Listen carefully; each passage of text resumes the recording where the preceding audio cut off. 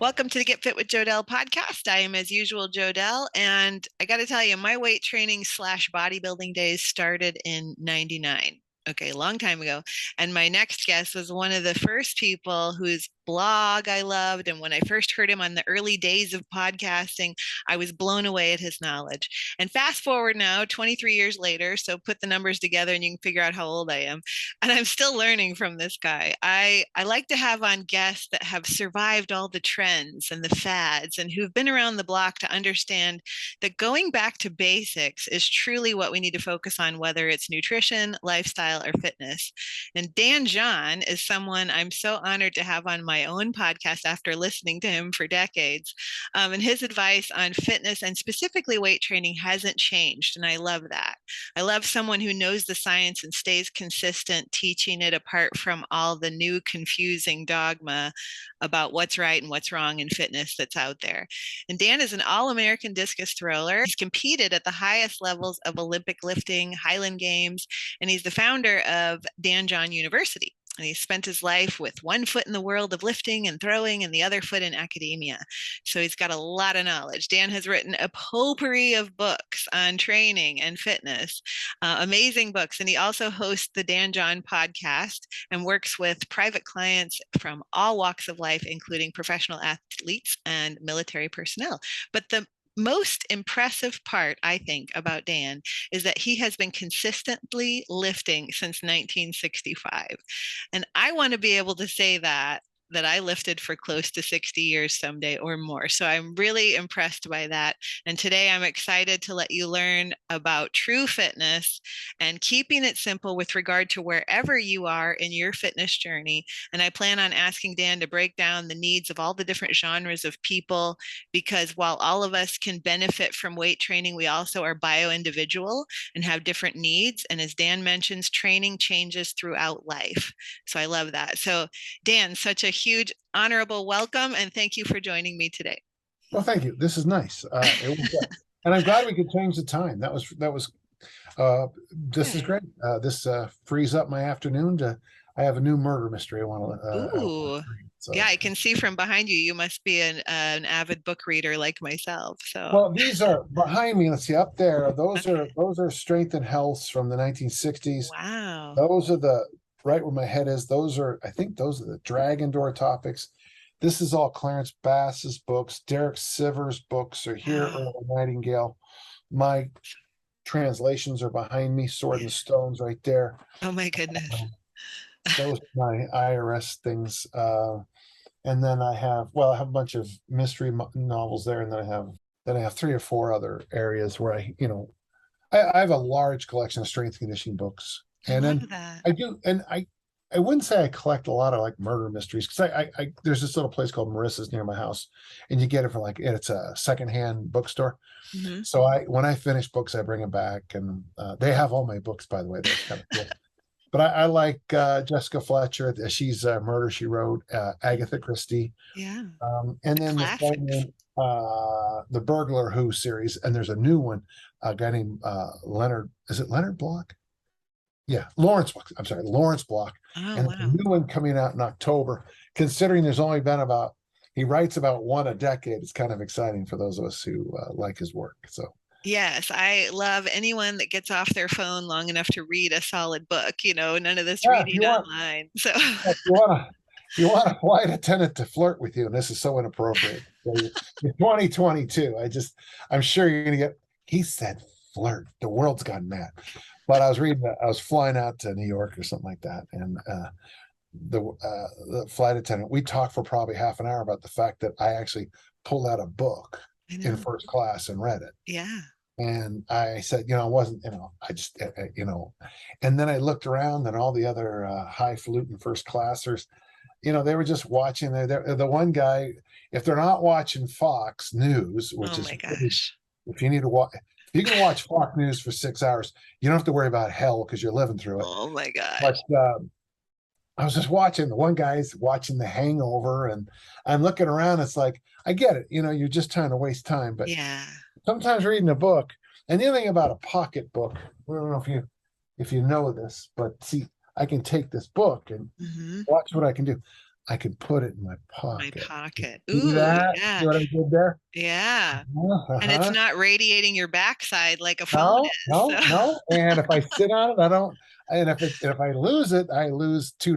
You know, so oh, well, yeah. that's great. Oh my gosh. Well, yeah, we have so much. I can just tell my listeners are going to love you because you are so much fun to talk to. So, with regard to fitness, weight training, because that is basically your life, let's start with an easy question that I'm sure you have a simple yet precise answer for.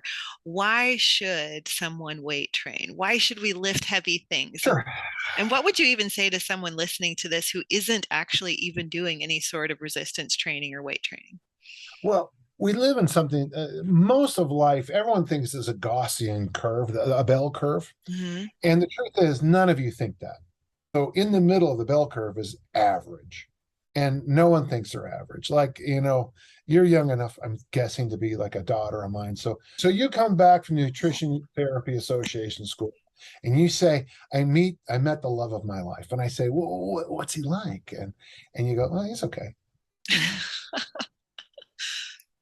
To me, so that's what I mean. If you sit down with a parent and well, how's Billy doing? And you say, yeah, Billy's fine. He's an average student. He's doing. They'll get pissed off in 2022. Now, my folks would have been happy if they would have said I was normal because I was a little bit different, Um, but life really is power laws, and what a power law is, sometimes they're called hockey sticks or check marks, and most of us go through life, and basically, for example, probably the best thing every single listener can do. Let's just put it in order for you, okay? Sleep 8 or 9 hours, Mm. wake up, don't eat right away. Uh, pro- I'm convinced that coffee, get a weight workout in, go for a walk, and then at your first meal, eat vegetables at every meal, eat protein at every meal, drink water at every meal. Mhm. Now, how that works out is going to be religious and all of the factors about what you mean by protein and what you mean by vegetable. But there's 20,000 or 200,000 edible vegetables on the planet. Eat a couple of those every day. Okay. Well, walking is probably the best thing outside of sleeping. Walking is probably the best thing you can do for fat loss. Mm. It is it's stunning how good. But what weightlifting does is it prepare you. So walking is what we call the long tail. Mm. The more you walk, and it should be walking. It shouldn't be anything crazy. You heard that 10,000 step thing that probably is just a made up number. It doesn't matter, but there's that one expert in California. He's got the 16-16 program. Men should eat 1,600 calories a day, which basically will drive you insane, Right. and walk 16,000 steps a day. Now, listen, if you just do the 16-16 you're going to lose weight. You're also going to lose plenty of brain mass, and And thyroid. you're probably a doddering idiot by the end of it, but you look good. Uh, Walking is wonderful. Walking is, it's like what Jeff Hemingway says: when you move to Manhattan, the first thing you do is lose 10 pounds because you start walking finally. Right. Well, but you do need some kind of boom in your life. And the safest way to go boom in your life is probably weightlifting. Mm. So what weightlifting does in a very short amount of time, of course, I have most of my clients using what I call easy strength. Yeah. It's very simple. It can be 4 or 5 exercises. It's simple, as simple as 2 sets of 5. But on that last set, you go for a walk.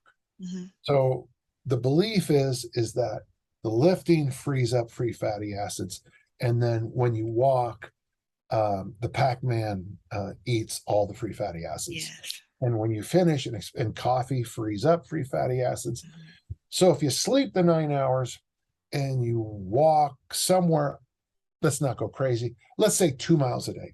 That's about 40 minutes of walking a day, half an hour, 40 minutes. I don't think that's unreasonable. Mm-mm. If you eat vegetables and protein and drink water at every meal, you got it. But that weightlifting is the one that makes you go boom. It's the one that charges the nervous system, and it makes what Rob Wolf calls the hormonal cascade. Mm-hmm. We have no idea how hypertrophy works. Now, I know you're going to tell me you know exactly how it works, but it's like shin splints. There's 22 different things we think shin splints are. Now, when you have shin splints, and we sort of kind of know the therapy, we just don't know the cause of it. Hypertrophy is a black box. Hypertrophy, folks, sorry. That's basic bodybuilding, increasing your lean body mass. It's basically a black box. We do certain things. Something happens inside this magic box, and there's an outcome called more lean body mass. Mm. The thing on this side that makes the black box work best for lean body mass seems to be lifting weights at some level. So lifting weights at some level increases your lean body mass by both increasing muscle mass and lowering fat because of the hormonal cascade. Again, how does a hormonal cascade work? We don't know, but we know it happens. So if you can combine somewhere between 15 minutes to 20 minutes a day of some kind of resistance exercise, and that's a big spectrum of concepts, and then finish it up with a walk. Now, here's the thing. We're going to get pushed back right away, Jordan. We're going to get pushed back right there. Well, my neighborhood's unsafe. We'll get a treadmill. Right. Well, then I can't afford a treadmill. Then literally walk, march in place. Yeah. March in place when you're watching those idiotic TV. There was a show on TV called that idiotic show. Oh my God. It was Two Men and a Baby. I watched it one time. There's another show about all these geeks that have a hot girlfriend. I don't mention. I don't watch TV, so I don't know how to help you. And people would tell me about these shows in the gym, and I'd say, "Well, would you for dinner?" Well, I didn't have time to do anything.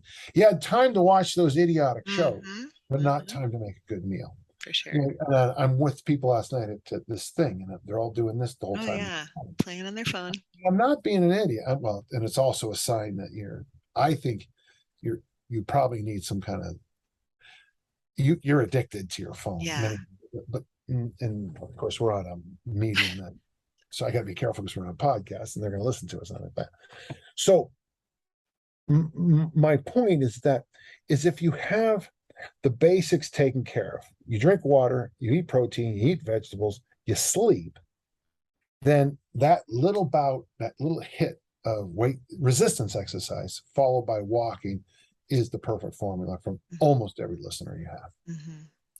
And this is coming from someone, like I said, who has lifted for 57 plus years, so this is not coming from these 20-year-olds that you see on YouTube that go, the next greatest trend is like, we're going to lift and then we're going to do jumping jacks and then we're going to do burpees and then we're going to do, I'm going to say something inappropriate. It's inappropriate. For those who can't see right now, Jodelle is wearing what I would consider a fairly modest outfit. Thank you. And I'm not trying, it's hard for me to hide my biceps, no matter what. But when you listen to most fitness people, like this one person who called me out about 2 weeks ago, every single thing this person does is without a shirt on. Right. And he's always doing something, and it's always yelling at the camera, and then he jumps up on a box. Well, when you jump up on a box, universally, you look kind of good because you get that great abdominal stretch reflex, and are the girls, it's always butt shots, boob shots, right. Butt, boob, belly. And I get it. In fact, they look marvelous. And then I found out that one of the people I have great respect for, she does this thing called Eat Clean and Trend Well. There's these two drugs called. Yeah. So so she's ripped, but she's also on these two drugs. Yeah. And it's like, why? And I got to tell you from the heart, you mentioned thyroid earlier, but besides the thyroid issue, as females, once you mess with your hormones, you never unmess them. That's right. If you decide to take anabolic steroids, the changes in your life aren't going to change very quickly, Jodelle. That's right. These for men. It's funny how fast I've dealt with a few guys who are big druggers, and I've seen them later on in life, and it's like one of two things happens. Number one is that they'll say, "Dan, do you remember me?" And I always look at them and go, "Yeah, I remember about half of you." Yeah, right. and then of course the other one is now they just shrivel up and they look they look like they have, very often they have that either the color of paper or that yellowish color, and they dye you. And I'm sorry for that. Yeah. So basically, it doesn't have to be crazy the kind of weightlifting you do. I suggest for most people a vertical press, an overhead press, because most Americans need that to pull themselves out of that sitting or desk position. Mm-hmm. Everyone loves bench press and push-ups in America, but most people really would be happier this way. I like a vertical pull. That can be a lat pull, chin up, pull up, whatever, or just a hang. Mm-hmm. I like a deadlift variation, but it doesn't have to be deadlifts. It can be trap bar or high box or deficit or whatever. I like a loaded carry for most of the people I work with. Either a farmer walk or suitcase. Farmer walk is when you walk with weights in both hands, heavy. Mm-hmm. But a suitcase carry, and this is better for most people, is when you carry a heavy weight in one hand and walk, and then the ab wheel, and then go for a walk. Yeah. It could be that simple. Right. No, I love that, because actually the listeners that I have that are clients at the gym I work at, they're going to hear you say, oh, okay, lift heavy and then walk. And that's what burns those fatty acids. And so it's good to hear them say that from you, because I've told them that for years and I learned it from you. And so I was like, okay, I want them to hear it from the source. Like, that is what burns fat, not, you didn't say go sprint on the treadmill. You didn't say go for an 8-mile run, did you? Now, here's the thing. Now, someone's going to say, well, what about sprinting? And I'd say, it's a dose. You dose sprinting. Right. I can tell you this: none of your clients could work with me. I was a track coach for a long time, and if you want to be lean, you come see me. I'll make you a 400-meter runner, and I don't care. Don't worry about diet, folks. I mean it, folks. If you want to have a no diet fat loss program, and you will look good, promise me 4 years of training with me in the 400 meters. Why do I not worry about diet? Because we're going to see it on the grass during the workouts, because you're going to vomit that stuff up. I don't care what you eat for lunch. Yeah. Go to any fast food place. In fact, it might taste just as good coming back up as it did going down. You'll learn how to time your eating. But running 400, a 400 meter, 15-minute rest, a 400 meter, 15-minute rest, 400 meters, hard, might be the hardest workout the world's ever seen. So what happens, Jodelle, is what the late great Charlie Francis taught us, is that your highs are too low and your lows are too high, and we all slide back to the original thing, medium. So Jodelle, the love of your life, what's he like? He's okay. How was your workout today? It was okay. So what you want is to do something that makes you have a little bit of a boom, followed by a walk. Nice. So that 400 meters, now that's, you're looking at 45 to 65 seconds for that 45 meters. So it's a little long. But if you sprint hard for that 45 to 65 seconds, and then we have you walk for a few minutes, put your sweats back on, walk, easy jog, re-warm up and run another one, you can see how the power law is there. Yeah. High intensity, 15-minute rest, go again. Yeah. Now that's extreme. No, that's amazing, good. But it's amazing. But yeah, but for the cardio junkies listening, you didn't say run 8 miles, because you doing the job that you've done for this many years, you haven't seen long distance running or long distance anything be that beneficial, have you? It's more in the gym. Oh yeah, no. I'm a track coach. Okay. And it's very, very good for guys who want to run like the 10K, the steeplechase, the 5,000 meters. For longevity? Well, see, just remember, for longevity, any extreme is an issue. Okay. So I work with guys in the NBA who are literally a foot plus taller than me. Their longevity is impacted by the fact that they're 7'3", 7'4". Sure. So extremes of anything is going to have an impact on longevity. If you decide to take every drug in the world to get your deadlift up to a certain number, that's going to have an impact on longevity. I'm sure if you decide to do become the world's you want to break the world record for eating bacon, that's probably going to have an impact on your longevity. Sure. So what you want to be for the longevity purposes, it's interesting because when they study longevity, I have that great book by Guilford called Spring Chicken. And then I have Sinclair's book on longevity. And when you read the longevity stuff, one of the first things you find out is that it is really a web. It's not.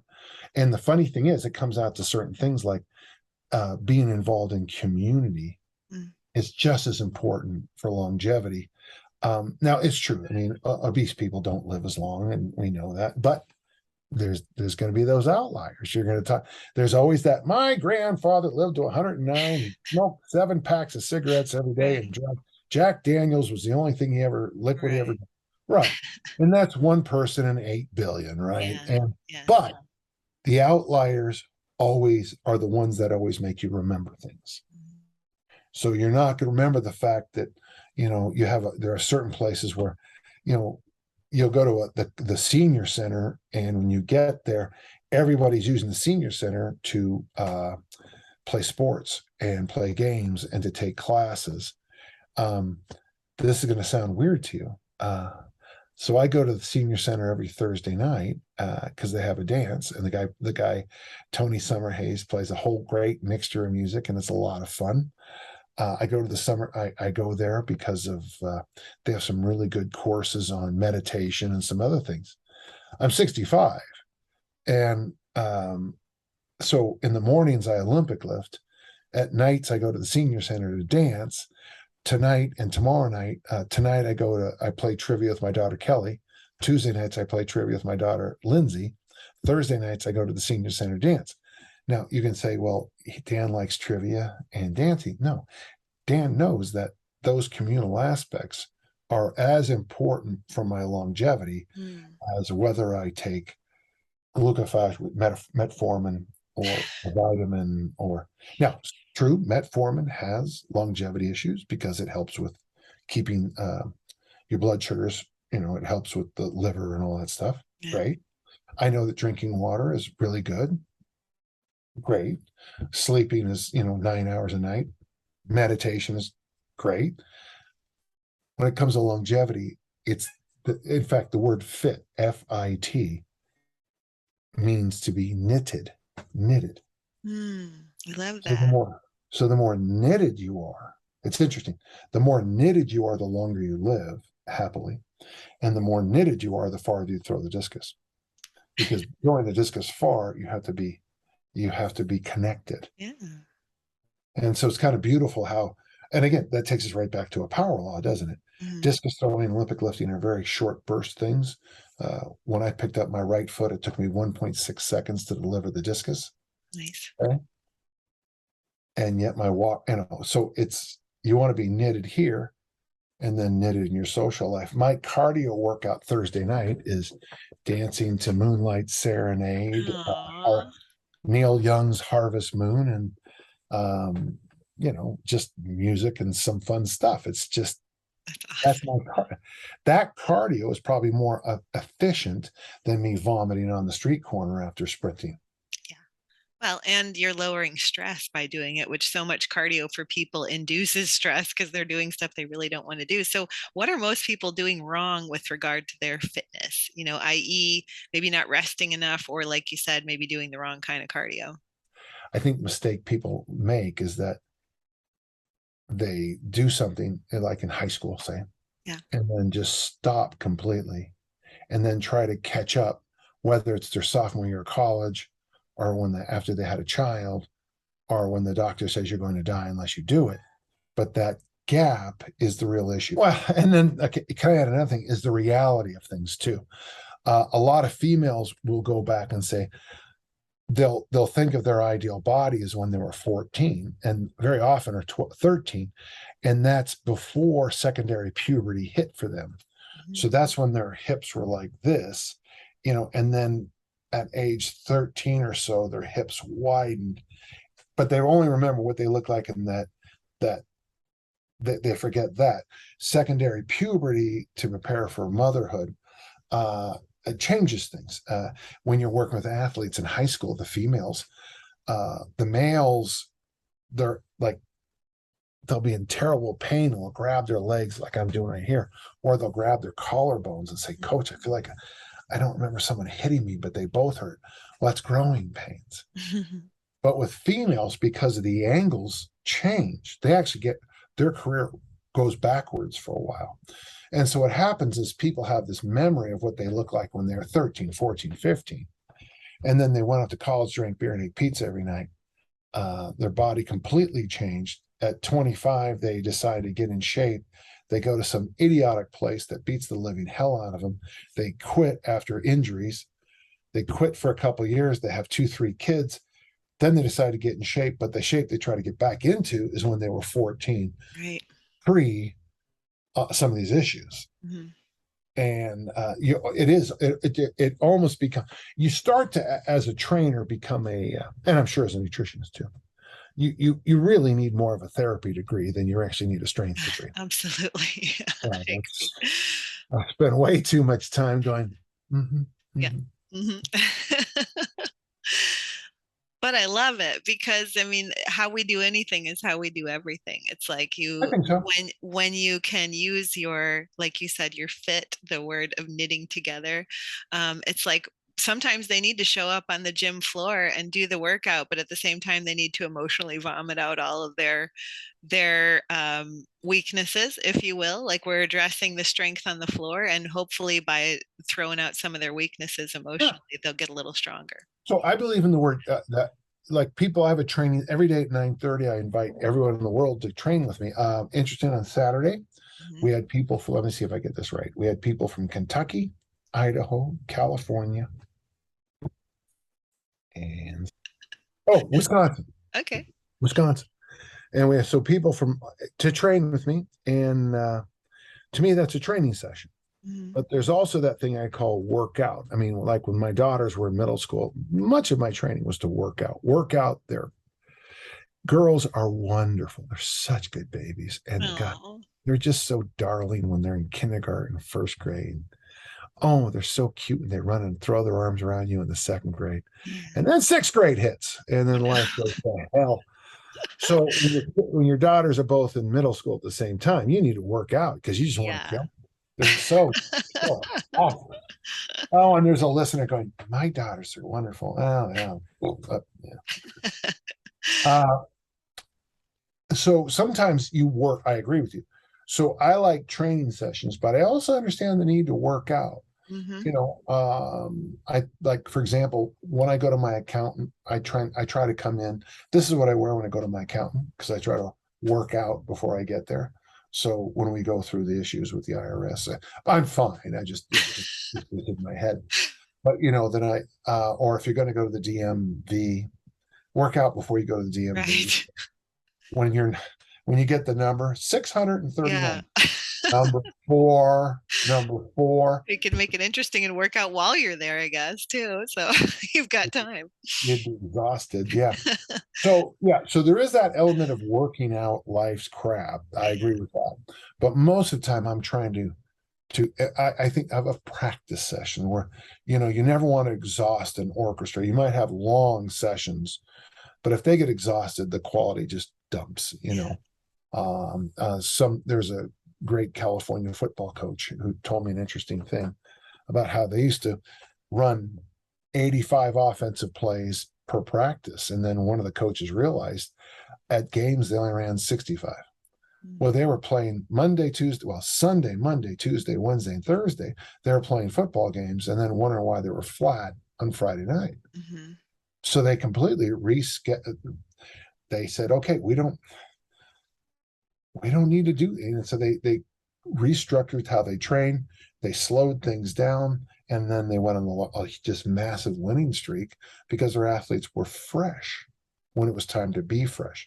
Now, if you're just an everybody else, which general population, you might never have to really have a moment where you're called on. Like I'm an Olympic lifter, so every so often I have to step on the platform with 3 judges staring at me, and I've just weighed in, and I have to throw weights over my head.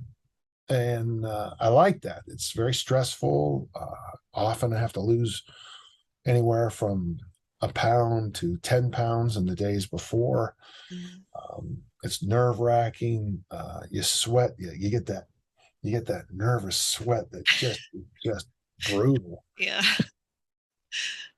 And so for me, I like those moments, those white moments of the intensity, the white hot intensity of competition. Mhm. Most of the people listening probably are like, what the hell is he talking about? Having said that, life still has their own power laws. You're going to get that call. Friday, I backed my car out in the gym and the light came on. I had a completely flat tire. Mhm. Okay. Small thing, no big deal. But I had to change a whole Friday around one little tire. Mhm. And those are one of life's, if you're a parent, you get a call, Susie has an issue, everything changes, you have to rally up and go. Yeah. And so for me, that's why it's so important to do things like weightlift and walk to give the endurance for if your child has the flu, but also the quick spark to rally up if you are needed. Mhm. No, I love that. And so with regard to like stuff people are doing inappropriately with their fitness, you had written something in a book that you have called Can You Go? And I kind of am going to quote what you said here because it kind of spells out what a lot of people might be doing that they don't know is inappropriate. But it said different people must train differently according to their individual goals they have. So why is it that so many people insist on doing cookie cutter programs designed for another person? Why is so many people, why they see things on TV shows like The Biggest Loser in videos their friends send them and new articles they read on the internet and they blindly try to copy them? Why is it that people are happy to do the same workout of the day or the same training programs as other people despite having very different goals, experience levels, and existing issues? It not only doesn't make sense, but it can lead to serious injuries, plateaus, frustration. I not only love these questions that you put together, but I want you to finish your thoughts on this. Why does this type of approach, like these you mentioned, not work for long term fitness? I wrote that. Yeah, you did. Good. I don't read my own work, so it's Okay. yeah. Um, well, we fell into this in the internet age. Back when I was young, those strength and health magazines up there, they only Right. came out once a month. Yeah. So only once a month could you really try something stupid.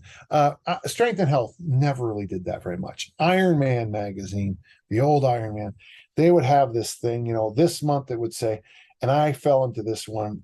They recommended 200 desiccated liver tablets a day and 200 brewer's yeast tablets a day. Wow. And it was supposed to mimic anabolic steroids with none of the side effects. I got to tell you, when I passed gas, you had to read it. My My urine was gosh. horrible, man. I felt terrible all the time, Oh man. my, yeah. And so, and then the next month it said to drink half and half, do a set of curls, drink, a bottle of half and half, do a Yeah. set of curls, drink a bottle of half and half. And that would all go right into your muscles. And then the next month, but it was only once a month you do something stupid and Yeah. you'd only do it, you know, boy, that desiccated liver, that's still Oh, one of that my was favorites. bad. I remember reading about that. Yeah, But in that was the in a book I read too. Yeah. Yeah. And then, but now with the internet, I mean, I was on the internet earlier today. This life hack or something like that. It's on Men's Health. Mhm. One simple hack got my body fat from 30% to 18%. You read the article, the guy goes from a normal American diet to a high level bodybuilding 6 meal a day plan. He goes from no training to a very high end 4 day a week weightlifting program, plus about 30 minutes of cardio every day. One That's simple a simple hack. hack. Well, I'd hate to find out what a complicated hack would Yeah, be. for sure. Holy cow. I mean, so I'm looking at that and it just reminded me about just what a crap heap, that great story in the Bible, the book of Job. Job is sitting on a pile of dung. Hmm. Well, it's a play on words. It's a pun. Right. In the Hebrew at the time, the word creation and the word dung were one sound apart, like paper and pepper. Right. So when I was in the Middle East, guy was telling me about making a meal out of green paper one time. Well, they don't pronounce it like bat and bet are the Yeah. same sound in Cairo. Mm-hmm. So paper and pepper are the same sound. Mm-hmm. So dung and creation were real similar to each other. So the idea was Job is either sitting on a pile of dung or a pile of creation. It just Right. depends on how you Land. look at it. And I've always, and I kind of think originally that I thought the internet was a pile of creation, and now I'm kind of thinking it's a pile of dung. I Uh, agree. but what happens is, you know, they're going to listen to this thing and go, "Oh my God, that's so interesting," and then go to some, little Yeah. uh, vixen, female fox, in case you didn't know that, and she's going to be saying, "So follow me on my fat loss journey," Right. and these people online now, they're experts in Olympic lifting, kettlebells, calisthenics, nutrition, recovery. Now, I am. Yeah. I mean, I'm not an expert in nutrition. That's not true. I have good friends who are, and they just tell me the high points. I'm not an expert on recovery. I work at a university that's very good at that. And my friend, I just tell them, tell me the big rocks. Right.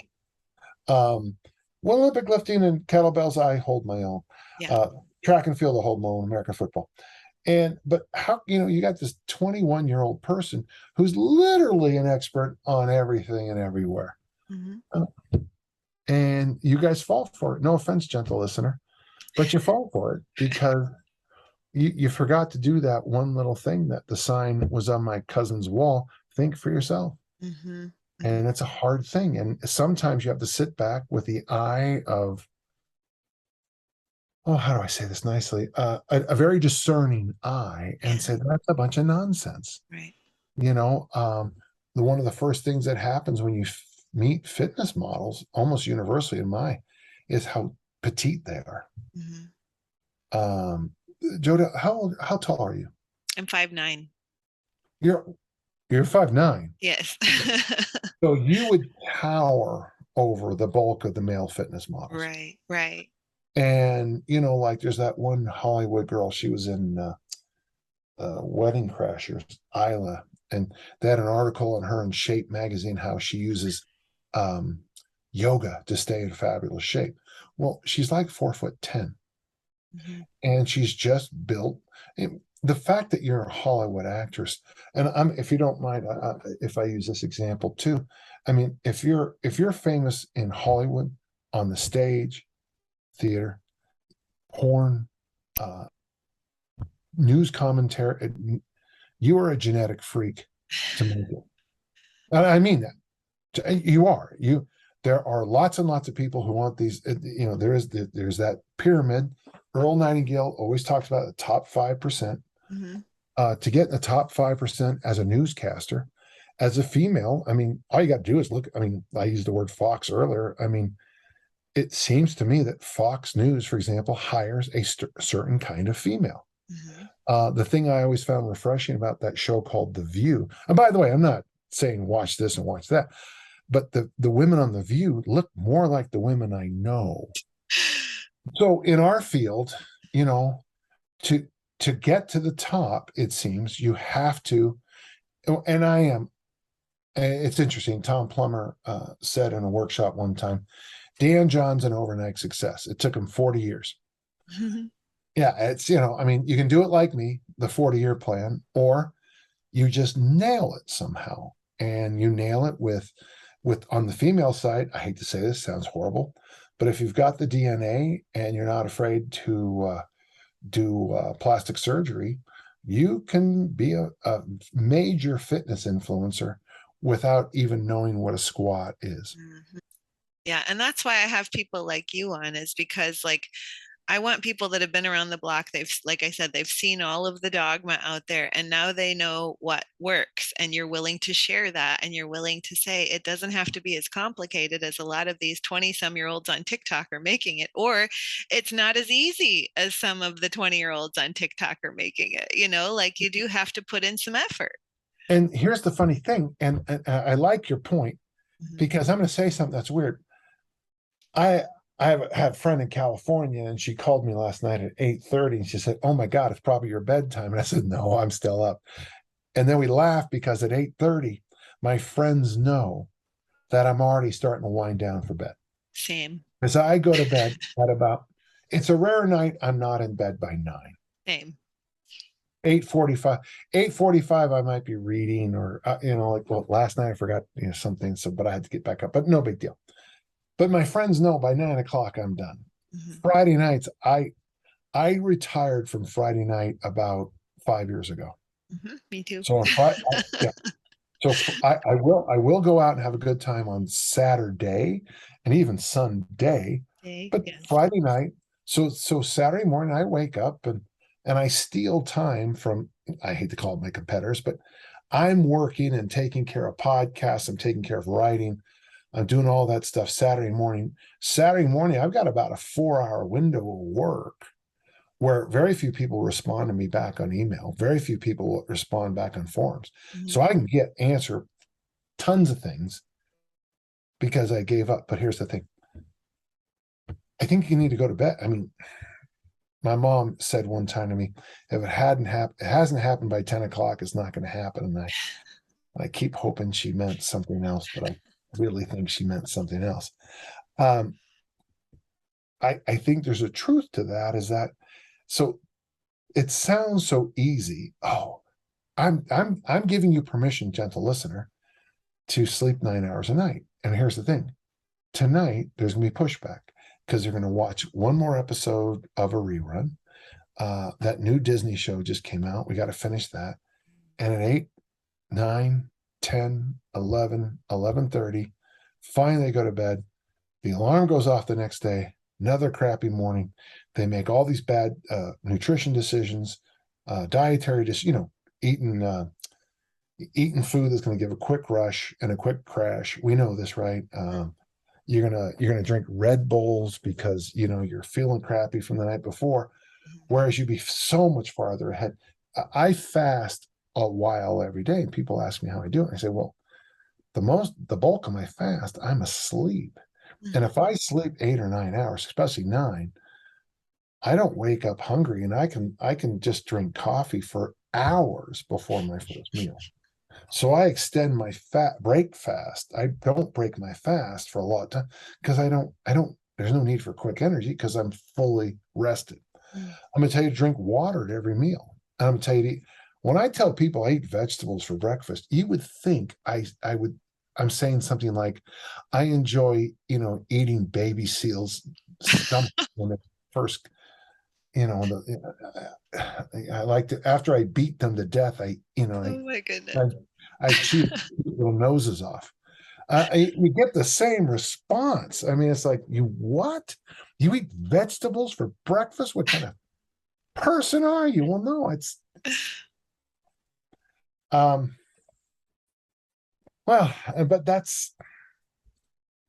but in my whole life, it's everybody knows. I literally, I think everybody knows this, what I'm saying. Everybody. But it's that transition from knowing it to doing it. And that just, as I always tell, there's 3 things I say when I'm working. There's part of my lecture on coaching coaches. There's the knowing, which you can get in books and experience. There's the doing, and that's the ability to sometimes just fold your arms and say, okay, got to do it again, got to do it again, got to do it again. And then, of course, the third element is the savoir faire, the ability to make it palatable to an athlete in 2022 when you learned this in 1973. Yeah. You have to be able to change with the times and adapt and, move on. One thing I've discovered is that by not adapting and trying to be cool, my students respond much better. I've had some of my athletes, do you mind this small little riff, but I've had 1 or 2 of my athletes tell me how refreshing it is to finally have somebody just cross their arms and say, you're not working hard enough. You're not good enough. You don't have the physical talent to just show up and, train for 1 hour. You need to work harder than any of these people. because most of the time I'm not saying the kids have been coddled, but they've been lied to. Yeah. Just because you feel like being a great discus thrower doesn't mean you're going to be a great discus thrower. And it's like, oh, I just feel like I need to. It's to me, it's the old joke. I love this joke because I think it's the most important joke for coaching there is. The little old lady goes to church and she says, "Dear God, please help me. Help me, please. If I could just win the lottery, then I can fix all these debts and help my family." Next day, she goes, "Dear God, please help me." She does this for an entire month, and finally, a voice booms from heaven: "Go halfway, buy a lottery ticket." Uh, I often feel that's how I do things as a coach. The person says to me, "Dan, I'll do anything to lose weight." "Well, I want you to sleep 9 hours a night." Well, that's Oh, really hard. yeah. Well, that's just, Yeah, I hear that all the yeah. time. Okay, I want you to drink more water. Oh, yeah. Where are you getting? I heard water's bad. It has hydrogen and oxygen in it. But hey, it's not gonna change. It's just going to get worse too. One of my guys I work with has these two clients, and mom brought them in, and they're basically junior high age. Is this an international listening crowd here? Yes. Uh-huh. Okay, so you're looking at 13, 14-year-old boys, and one of them exceeds 300 pounds and 138 kilos, and he's 13 years old. And mom wants my friend to get the kids in shape. Their backs hurt from sitting at the desks at school because desks aren't eighth grade, 13-year-old desks aren't made for 300-pound people. Their normal food isn't what I would allow my grandson to eat. If you want to set your child up for failure long term, feed them beige food, macaroni and cheese, chicken nuggets, French fries, beige food. They'll never develop an appropriate gut biome. And I know some people say I go too deep on this gut biome stuff, but I mean, when I went to the Middle East, I got extremely sick, so I know gut biome better than anybody. But if you don't establish a healthy gut biome when you're young, you're going to be chasing that the rest of your life. Right. Yeah. And it's funny because people say, "Well, can't I just take some pills?"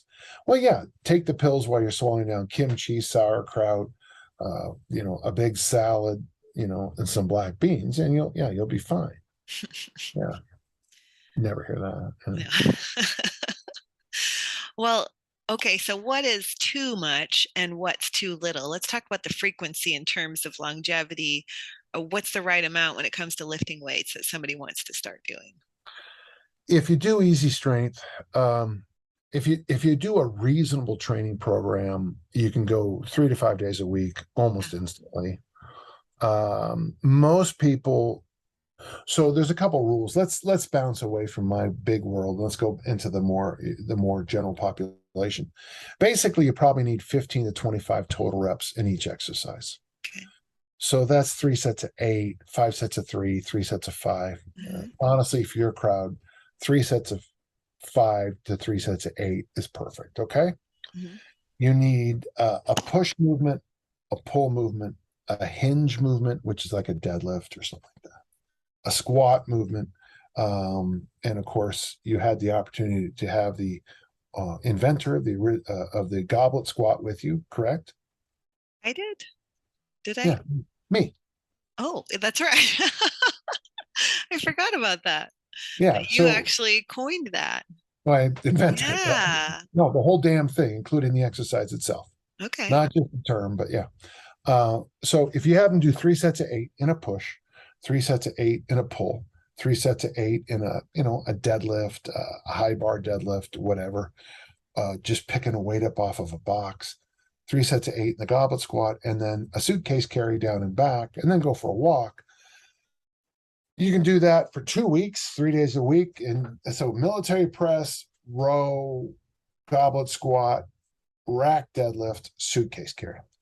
After those 2 weeks, a more horizontal bench, like a bench press or incline bench, a lat pull down, a thick bar deadlift, and then goblet squats, why change that, and a suitcase carry down and back.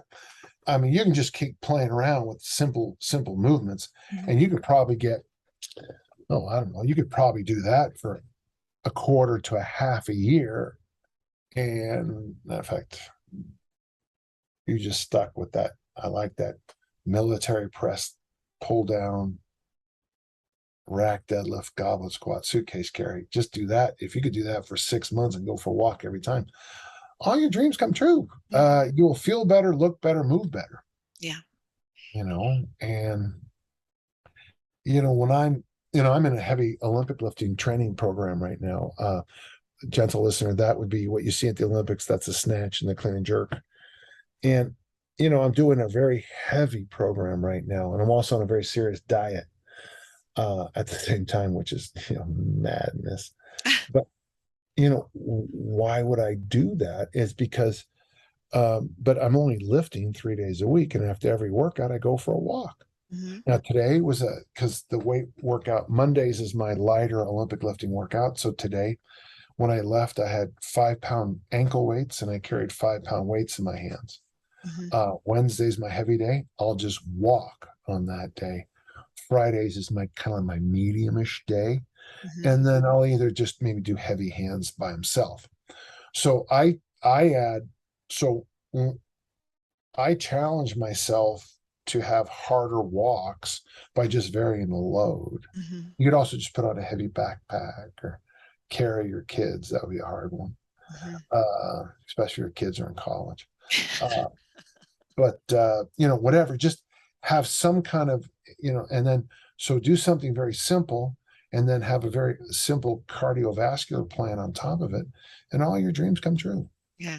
No, that's why you call it easy strength. Like, it is what you put down, and what you've put down over the years that I've read is like going back to basics. It doesn't have to be all this crazy stuff, all these intense 45-minute workouts, or hour-long work.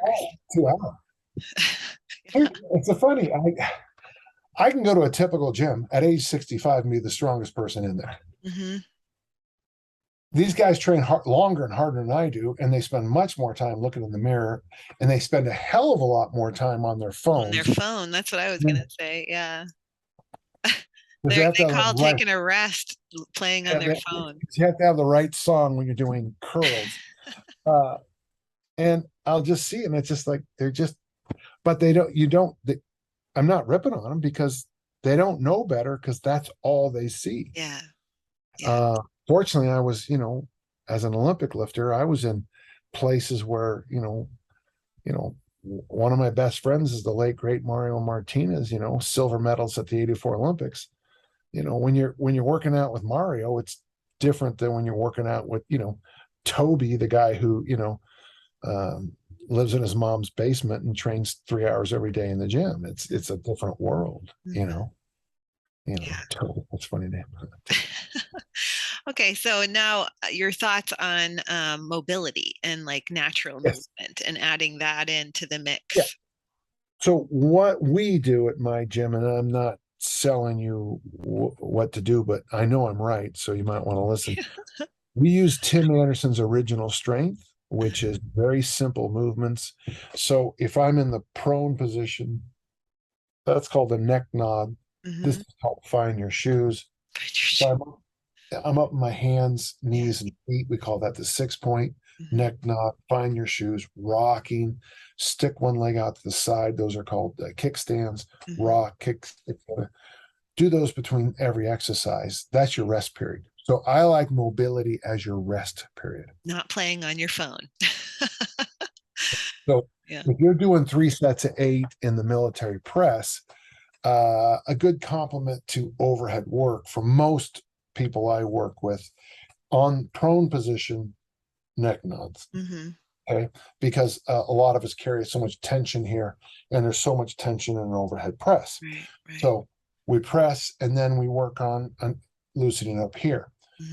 Here's what you're going to miss: military press, you're standing. How do you get prone? What do I got to get to prone? Gotta go down. Got to go down on the ground. Yeah. And at my age, the most dangerous thing in my house is the ground. getting up and down off the ground between every set of lifting. And that is how we do it. And 2 days a week. So Tuesdays is a day where we do loops, just gentle walks. If I'm in a fat burning time, I'll use 5 pound heavy hands, go about half a mile. So, because the loop is 2 loops is half a mile. So 2 loops, original strength, 2 loops, original strength, 2 loops. So 2 loops mobility, 2 loops mobility, two. And by the way, probably the best mobility you can do is walk. Yeah. Because of the spring in the spine that you get, It's the most functional thing we do in life. So want to And keep then doing it. and then Thursdays is only mobility. Good. So Monday, Wednesday, Friday I Olympic lift. Tuesday, Thursday I walk and do mobility. Saturday, people come over. I give them very often on Saturday. I clean the gym or do little gym housekeeping, but I get a walk. And then Sunday, I tend to go to the farmer market over here, and buy vegetables, which ends up being about a 2 mile. But it's not a walk. I'm going to the farmer market and buying vegetables and coming home. So I'm not saying what I just said is a perfect program, but I just broke the American record in the clean and jerk. I should have broke the snatch record in England, but I missed it. It's practical though. It's stuff that people listening can implement into their daily life, just creating movement in the ways that benefit your body for the reason why you're doing it for. So now you did mention fat burning. And so one of my questions I had listed for you was I love to talk fat loss. And if I know that you've written extensively on this over the years of reading your stuff, I know you have at least 5 tips you could offer my listeners for fat loss. Well, let me just add one more thing. Okay. If you are extremely busy because of your job or career, I think it's okay to lift on Saturday and Sunday and then have a light lift workout on Wednesday. Yes. So pick 5 maybe harder exercises on Saturday and maybe 5 machine-ish exercises on Sunday, and then try to get something, maybe even if it's just one exercise on Wednesday, and try to make your walking days Monday, Tuesday, Thursday, Friday. I'm just sharing that in case anybody is like, I don't have the time to do that hard workouts. You could also work out Monday, Wednesday, Saturday, or whatever works out for you. Sure. Yeah, on fat loss, I tend to spend most of my career trying to increase people's lean body mass. But fat loss, there's 2 avenues to go. Either it has to be an all-out war, 28 days, freakishly strict diet. I'm currently week 3 in the velocity diet, which I don't recommend, by the way. But I'm doing it because I'm in a weird place right now. And what's nice about a strict diet is if I'm having a bad day, I just blame the diet. So there's 2 ways to go about it. And by the way, it's a power law, isn't it? Once again. So 28 days, you find something, Atkins 2-week induction. I got to tell you, agree or disagree with it. I like that book. Was her name Dinger or Minger? The Food Pyramid, Death by Food Pyramid or something like that. I like that book, where she makes the very basic point that we humans tend to do either really well on extremely low fat diets or extremely high fat diets. Right. Now, you can disagree with it, but I've always thought for the short term, 28 days, 4 weeks. For those of you who missed 28 days, that's 4 weeks. Okay. I think some people are in places, and the reason I bring that up is that very often in the world that you and I both work in, people have a reunion or a wedding coming up, and we don't have much time. So you in your toolkit, Jodelle, you need to have that. You need to have a 2-week induction, Atkins, the V diet. You have to have those kinds of things. Protein sparing. Protein sparing modified fast. Yeah, I like that too.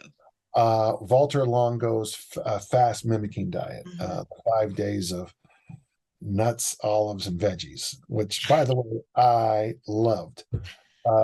I've done it I stopped doing it over COVID because the world was under enough pressure. that is there value in the 2-week induction, Atkins induction? Yes. What's the value?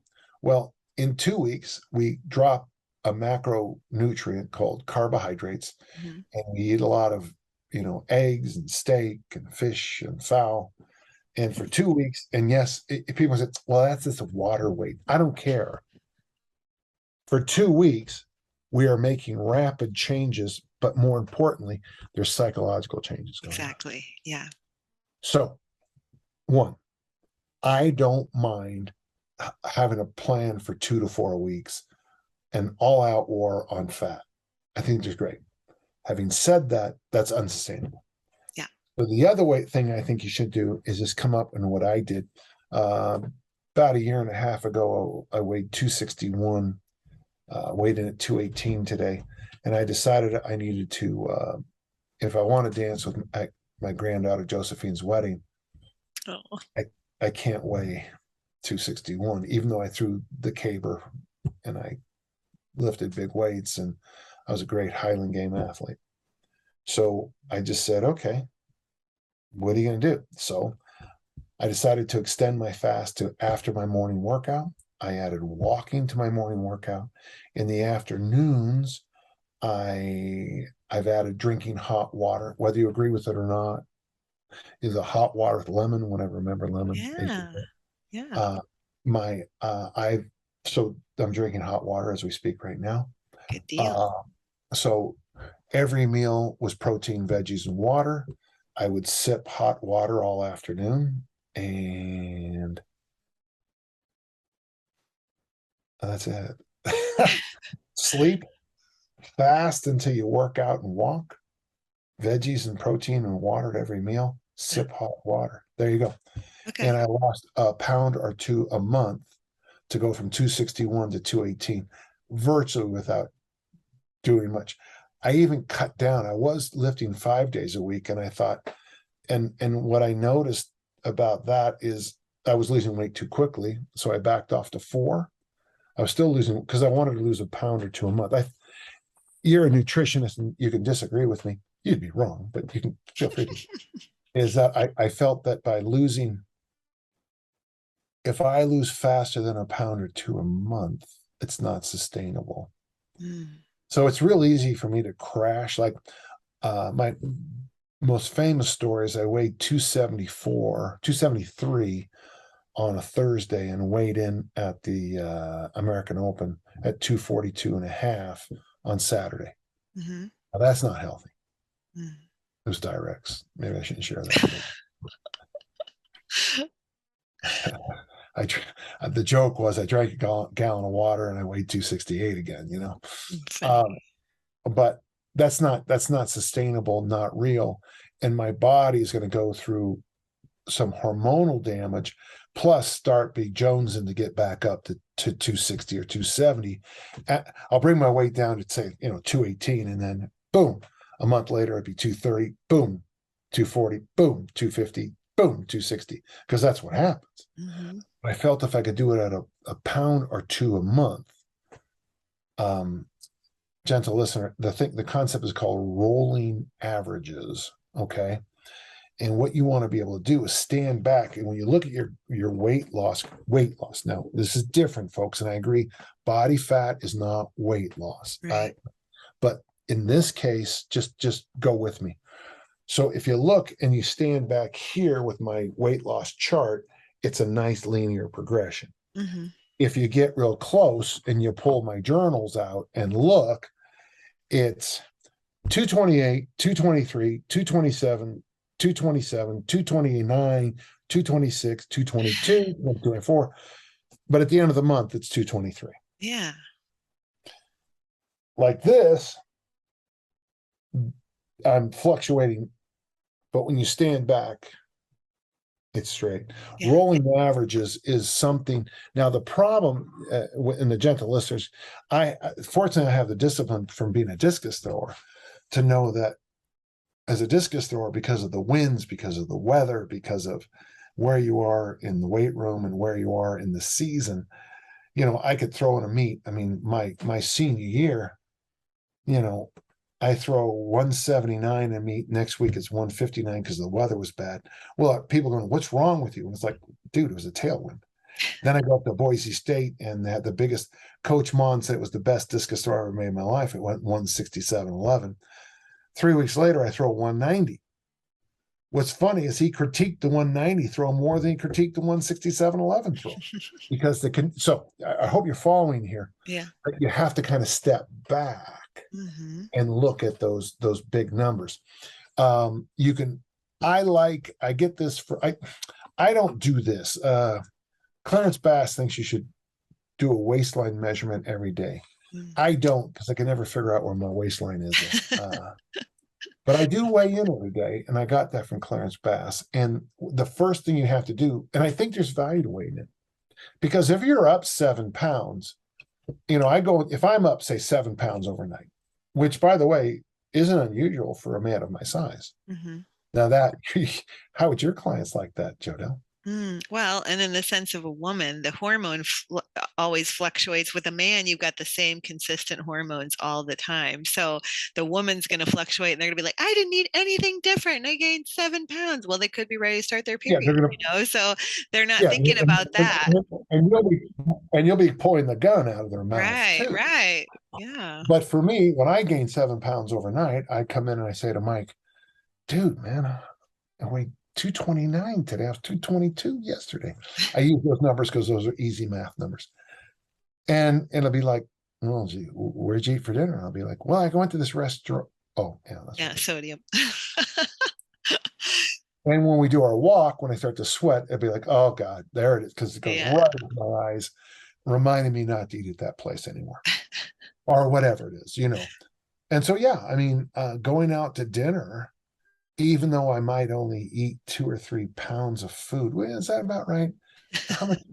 How much is a meal at a restaurant? How many pounds does it weigh? I don't know. Like if you got a ribeye, you're talking what, 12, 16 ounces? That's a pound right there. So I'm not, when I say 2 or 3 pounds in a meal, when you add the beverages in too, I'm not being crazy, but when you eat a 3-pound meal, but you put 5 pounds on, that tells me that you probably there's other factors. Sure. And the weird thing is sometimes, I don't know if you've ever done anything like cyclical ketogenic dieting, which is what I recommend for elite throwers, even though a lot of people hate it. I'm good friends with Lyle McDonald. So, when he came up with it, I said, I don't know how it is for your people, but it's great for throwers. By the way, you compete on the 5th day of no carbs.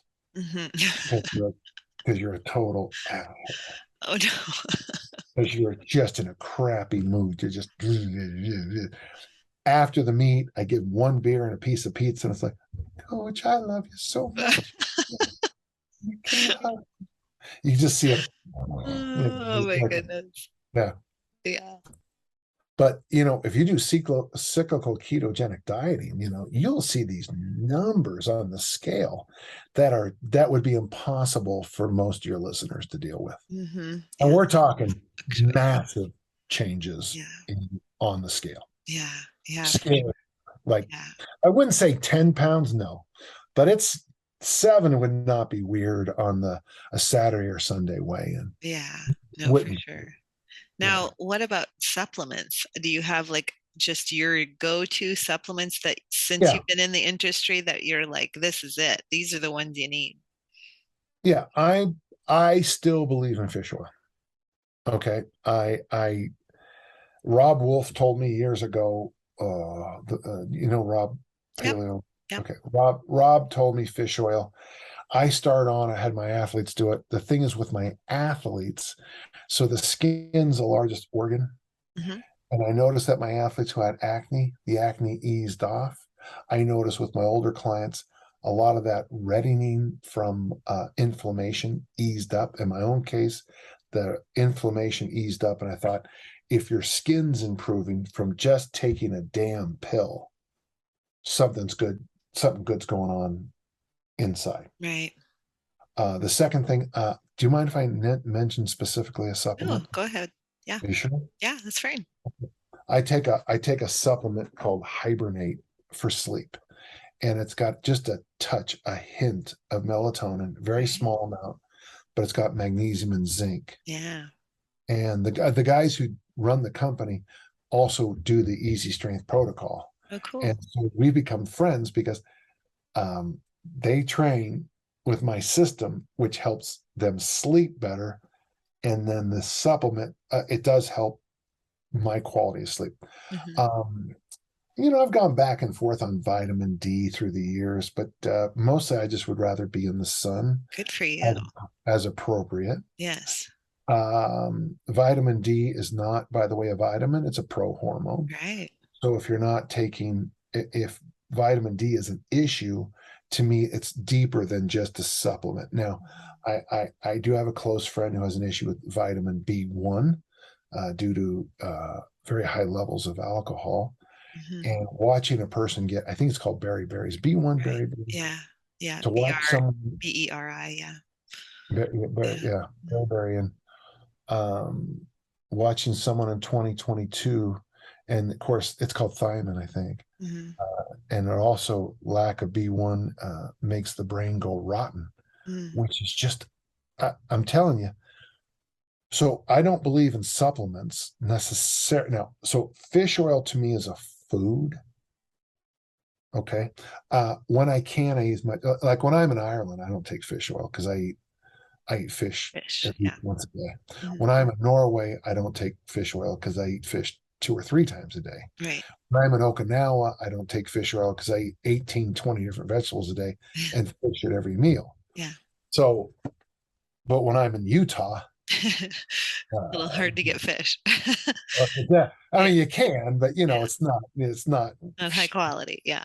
Where Right. did you get today's catch? And you Yeah. see, you know, you Uh-huh. see Red pulling in the, row, hey, right there, Yeah. I was in Galway one day and I go, God, these mussels are good. Where do you get them? And the young lady goes, right there. She pointed to, Bob's I know. Why can't we mussels. have that? Yeah, it was just like, yeah, okay. Those are pretty fresh. I went to, when I was there last time, the mackerel run had just come in, and Mm. all the fish and chip places had mackerel fish and chips on sale. Yeah. And so, and I'm thinking to myself, this mackerel was in the ocean this morning, and it was fresh. Yeah. I'm talking fresh. So for me, fish oil, and I do think, I don't know if you know this, but in human history, it's believed that we were down probably of a surviving population of as low as 600 at one time. Mm. It's believed by some that we survived at the tip of South Africa. We were just probably 600 of us. And now this used to be well documented. It might have changed by now. That was 2 years ago. And what they believe saved humans, and this is one of the great, is that we became foragers on the ocean. So we started eating clams, mussels, kind of. I mean, I don't know if you know this, but clams and mussels don't sprint away from you. You don't need high tactics of hunting to eat them. Uh, and it's believed, and it looks like they think these caves were not just hundreds of years, but perhaps thousands of years of habitation. And it's some believe that all that fish, that fat from the sea, is what got our brains to develop, so that we figured out these other methods of killing everything. So we developed from there. On the evening stuff, I one of the things I find, I wouldn't want to say most people I work with are magnesium deficient, but boy, the magnesium seems to be like a link, a little. It's a pretty cheap way to address a lot of people I work with issues. 100%. Yeah. Yeah. Now, the downside is, and gentle listeners, this is important. When I do this with the military guys, especially the groups I work with who are the tip of the spear, you got to be real careful how you phrase this, because someone working with me said, yes, you can take milk of magnesia to get it. By the way, I don't know if you've ever seen the women who make the milk of magnesia. Their forearms are massive. They take their squeeze. That was a joke. Oh Okay, my that's not. gosh. Yes. So, and if you work with this community, if you have a little bit, well, that's what Jodelle in Missouri would take. Yeah. I'm Dan John. So if she takes two, teaspoons, I'm going to have to drink half the bottle. And famously, one guy was out for 3 days on sick leave because he basically decided that milk of magnesia. Mm-hmm. Well, what magnesia does is it's the muscle relaxant for the body, which is why it helps you fall asleep. But it also relaxes all the sphincter muscles that propel your food, that transforms into waste material, that transforms into your morning ritual. And of course, if you take too much magnesium, it turns that from a slow process into a race car process. Right. Oh Zinc is another one that I think a lot of people, the males I work with, probably have a little bit. And of course, the more now we're going down the more sexual a male is, the more zinc they need to get somehow. Yes. Yeah. Virility. Yes. Much of the orgasm is a zinc pathway. Yes. And that was a little bit too much information. Hey, no, that's all good. So we will wrap up here because I've taken so much of your time. But you know what? I would love to do this again because I have literally 20 more questions listed that I wanted to ask you. So we didn't even scrape the surface. I'm going to ask you a quick question, just so we can just pimp the next one. Okay, give me 5 questions real quick. I'm not going to answer much. I want to hear. Go. Okay, so we did not talk about, I wanted to break down the genres of people, what they should be gearing towards as they age. Like you had a great article about like 16 to 35, what they want to focus on. Got it. Next. Yes. Okay. And then I wanted to talk about your daily shark habits because I read an article that I love your shark habits. Yes. And then also your philosophy on retaining muscle and living longer and why we do it. We need to have a why because you do it for Josephine, your little granddaughter. You want to dance at her wedding. So I want to talk more about people developing their why. And then, so it sounds like you are going to do this with me again then, right? Awesome. But good. I just want to have, okay. You have Q&A on your podcast, which I love. So people need to go to the Dan John podcast and check that out because you can actually submit questions to him. But I thought, man, it'd be fun to have you on my podcast as Q&A with Dan and have them send questions to me for you as well after this one airs. So we might have to do that too. Tell you what, after gentle listener, send them here. But if you have questions for me, podcast at danjohnuniversity.com. Okay. But the thing about shark habits and pirate maps, if, for example, I'm wearing a V-neck. Yeah. Actually, before I used to always, I gave away all my older. These shirts were expensive. It's the brand that was the ancient name of bird, or something like that, and they cost me up to $40 a piece, $80 in some cases. I bought 16 pair because that's all they had in North America in my size. But then I realized when I wear a jacket with a polo shirt, it doesn't look good. So now I bought 20 pairs of these V-necks. So that's a shark habit. I never think about what I'm wearing. Everybody who knows me knows exactly what I'm wearing. Yes, same here. I'm wearing barbell shorts. I'm wearing those ugly black shoes I always wear. Oh, funny. And everybody I know knows exactly what I'm wearing. You don't have to think about it. Like I buy the same shirt in different colors and I'm like, I just put it on because it fits, it feels good, I'm happy. So people ask me about how do I write, up to 2 or 3 books. One year I wrote 3 books and people say, how do you do it? And I go, well, because I wear this shirt. And they no, I mean, what do you do? Well, I wear this shirt. So while you're spending I have all these lists. I have all these things. Right now, my travel bag is packed. Mm-hmm. So I'm going to Providence this weekend. But when I came home from my last trip, I just repacked the bag for my next trip. Yeah. So when I go on a trip, I just open my bag and I just look at it and I go, Oh, I forgot to put underwear in there. That's it. Right. Ready to go. I teach in England for 3 weeks, up to 3 weeks a year, and I take one carry-on. Yeah. And people say, how do you do it? And here's the thing about that carry-on. I have training equipment in it. I have every medicine I can even imagine. I've got everything I need to teach in the classrooms. I've got books. I've got this. I've got that, all in one carry-on. Why? Because I think about these things. Yeah. I Yeah. use this. Yeah. You Not are more alike. We're more alike than you think because I'm easy. Like everything I wear is usually black or gray because it's all gonna match too. yeah. So it's like don't buy too much stuff because then you can just rotate through. You can buy the same shirts, Yeah. wear the same things. Yeah, I get it. Less Yeah. decision time. Yeah. So you have more brain time for other things. So yeah. Exactly. And then the whole thing about when people ask me about my social life, and it's like, well, I do this, this, this, and this. Oh, you're so busy. No, not Not really. really. Monday night I go to Ice House and play trivia. Tuesday night I go to Barney soon. I go to the senior center dance on Yeah. Sunday. Like, Yeah.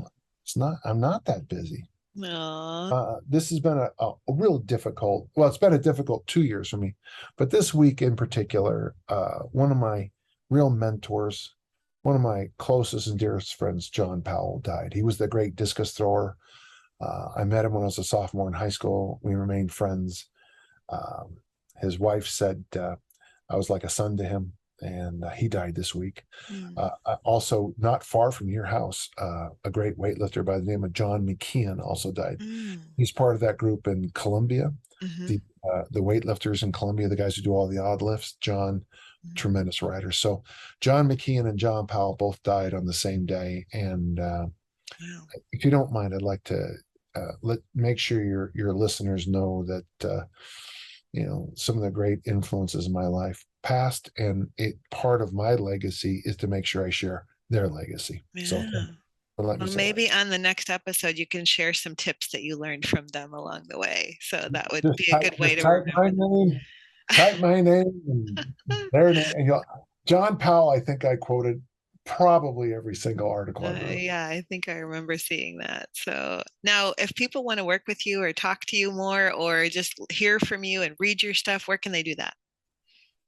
Well, I got two sites. One is called danjohn.net. That's right. It's free, thousands of pages of information. It's 3,000 pages if you decide to print it, Yeah. which I think is lunacy. And there's a paid site called danjohnuniversity.com. It's got the workout generator. Hmm. It's got a great forum. Uh, it's not very expensive to join my site. In fact, I've been told I'm way undervalued, but I'm like, I'd rather have 1,000 people at a 10,000 people at a lower price versus you know $5,000 a month with just two people. Yeah.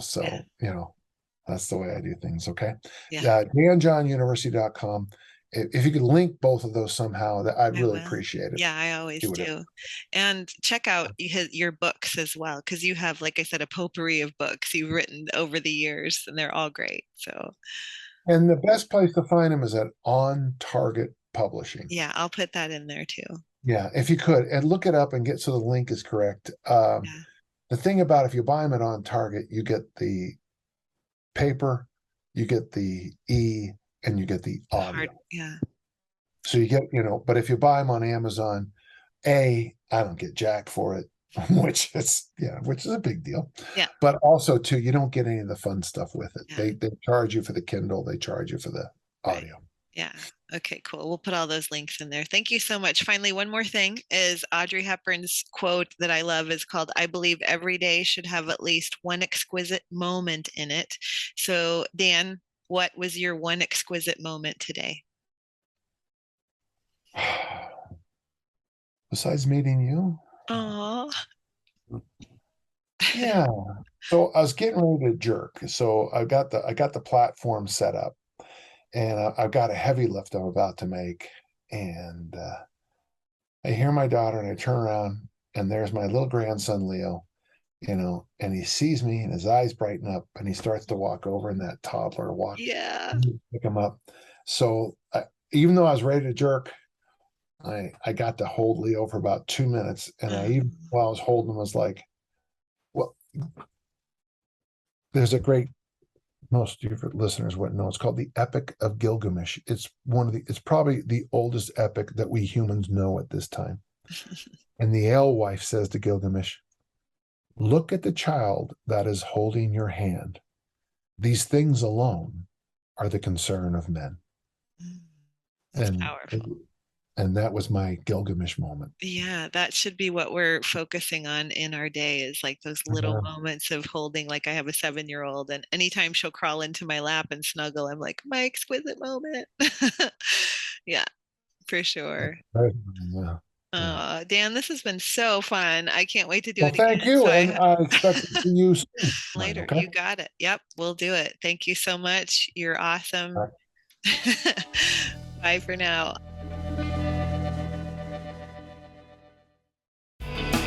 Well, if you've listened to me at all, you'll know that I preach protein, and protein is the building blocks of every healthy cell in our body.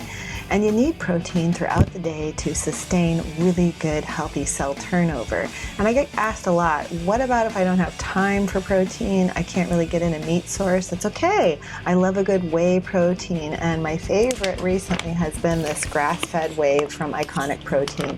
I love their ingredients. I love that they use a monk fruit. It's simple ingredients. There's literally 4 ingredients in this protein powder. And it's not going to cost you an arm and a leg. There's a lot of grass-fed protein powders out there that are like boutique-y, and they're all about, $50, $60, $70. No, this guy's going to run you less than $30. And with my discount code, you're going to get 15% off. So check out Iconic Protein. They also have, for those of you really on the go and you don't have time for anything, even blending up a protein drink, you can get their Immunity Coffee. Now, I love my coffee. And this Iconic drink is made with MCT oil and all natural ingredients, and it actually has a few vitamins and minerals that help with immunity. So this is something I'm going to grab. I'm going to add it to my coffee. Maybe I'm going to drink it on its own. It's a really nice way to grab and go. So for those of you that say, I don't have time for protein, now you do. Check out Iconic Protein and their Immunity Coffee, as well as their different flavors of protein powder. And use my code JODELLE, JODELLE, to save 15% off your Iconic Protein purchase. Biotoxin illness is a real thing, and today a lot of people are dealing with stuff called Lyme or mold exposure, also parasites. All of these toxins are infiltrating our system because of the system that we're living in. And unfortunately, there's not a lot of options out there that are quick and effective to get rid of these toxins that are infiltrating us, except for something that I am getting so excited about, which is called the Milk Cleanse. So you're definitely going to want to check out this 8-day program. It's just a simple cleanse you can do. It's a simple mono diet that requires no effort on your part except to find your favorite source of milk. And side note here, even if you're dairy intolerant or lactose intolerant, you can still achieve health through this milk cleanse, because there is some really great research out there showing that a mono diet of milk actually can help you develop a tolerance for dairy. So I'd like you to go to themilkcleanse.com and check it out. There's so much great research there. I myself have done it repeatedly now with great success. Actually, at the tail end of my mold exposure now, I did this 8-day milk cleanse, and 99% of the leftover symptoms I had are gone. So if you want to try this milk cleanse, you can use my promo code TMCJODELLE. That's TMCJODELLE for 10% off the cleanse. I can't recommend this cleanse more because of how much it's done for me, and I know it's going to do wonders for you as well. Everybody I know that's done this has had great success. It's not a diet, it's just a simple way to add better health, better gut health, better brain health in just as little as 8 days.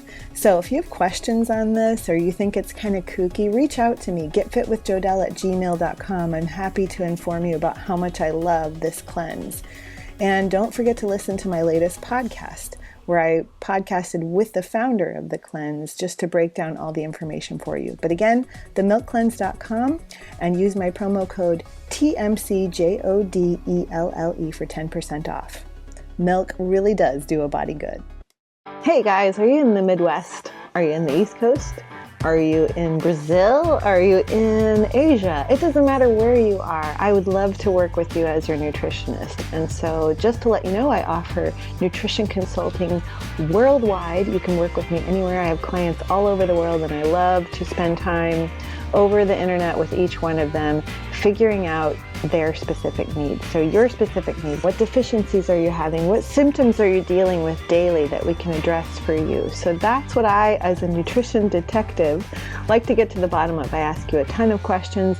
We meet over Zoom or over FaceTime, whatever is convenient for you, and we discuss all of your specific needs. If you would like to work with me, just shoot me an email, getfitwithjodelle@gmail.com. That's getfit, getfitwithjodelle@gmail.com, and let's set up a 15-minute free call for you just to see if I'm a good fit for you as a nutrition therapy practitioner. Again, email me getfitwithjodelle@gmail.com, and let's get you set up feeling better, lose that unwanted weight that you have going on, lose those symptoms that you have hanging around, and optimize your health as best we can.